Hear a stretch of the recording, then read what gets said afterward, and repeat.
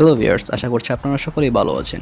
এই ভিডিওতে আমরা দেখব কিভাবে আপনারা আপনাদের টিভির মাদারবোর্ড চেঞ্জ করবেন। তো চলুন ভিডিওটি শুরু করা যাক।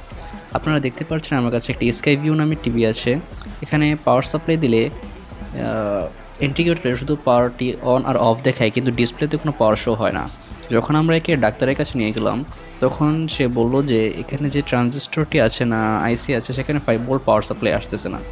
তো আমরা চিন্তা করলাম যে একবার এক এক জিনিস নষ্ট হওয়ার থেকে ভালো যে মাদারবোর্ডটা চেঞ্জ করে নিই। তো আমি অনলাইন শপ থেকে একটি মাদারবোর্ড কিনেছি, এখন সেটাকে ইনস্টল করব এই টিভিতে। মাদারবোর্ডটি ইনস্টল করার জন্য আমাদেরকে প্রথমে টিভির ব্যাক কভারটি খুলে নিতে হবে। ব্যাক কভারটি খোলার সময় অবশ্যই সাবধানে খুলবেন, কারণ সেন্সর পার্টটি ব্যাক কভারের সাথে লাগানো থাকে। অনলাইন থেকে যে সার্কিটটি কিনেছি সেটি এখন আমরা ইনস্টল করব এখানে। এ পর্যায়ে আমরা টিভির আগের সার্কিটের সবগুলো কানেকশন খুলে নিব। আপনাদেরকে একটি বিষয় বলে রাখি, সার্কিটটি বোর্ডে লাগানোর পূর্বে আপনারা আপনাদের সার্কিটের যে জাম্পারটি থাকবে সেটি 12 ভোল্ট অথবা 5 ভোল্টে সেট করে নেবেন আপনার প্যানেল অনুযায়ী। প্যানেল যদি 12 ভোল্টের হয়, আপনি যদি 5 ভোল্টে সেট করে রাখেন, তাহলে প্যানেলটি ভালোভাবে কাজ করবে না এবং সার্কিটটি খারাপ হয়ে যাওয়ার সম্ভাবনা রয়েছে।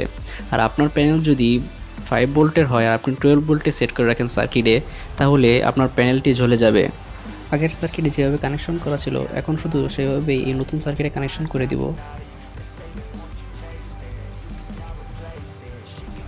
আমি এখানে আগের সার্কিটের সেন্সর পার্টটি ব্যবহার করছি, তার কারণ হলো এই সেন্সর পার্টটি টিভির কেসিংয়ের সাথে অ্যাডজাস্টেবল, সেই কারণে এটি ব্যবহার করছি আমি। এখন আমরা টিভিতে পাওয়ার সাপ্লাই দিয়ে দেখব যে সার্কিটটি কাজ করছে কিনা। দেখতে পাচ্ছেন যে ইন্ডিকেটরটি অন হয়ে গেছে। যখন আপনারা টিভিতে নতুন মাদারবোর্ড সেট করবেন, তখন দেখতে পারবেন যে এর ইন্ডিকেটর লাইটটি বারবার চেঞ্জ হচ্ছে। এর মানে হলো এটি রিসেট হচ্ছে, এটি কোনো নষ্ট হওয়ার সাইন না। প্রায় 15-20 মিনিট পরে টিভিটি অন হয়ে গেল।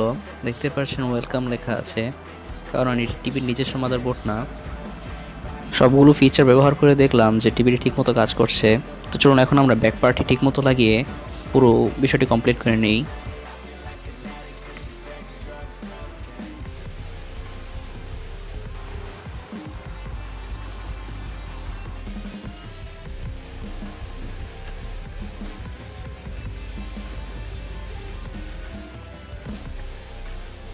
যদি এই ভিডিও সম্পর্কে আপনাদের কোনো প্রশ্ন থেকে থাকে, তাহলে অবশ্যই কমেন্ট করে জানাবেন, এবং যদি ভিডিওটি ভালো লেগে থাকে তাহলে আমাদের সাথে থাকবেন।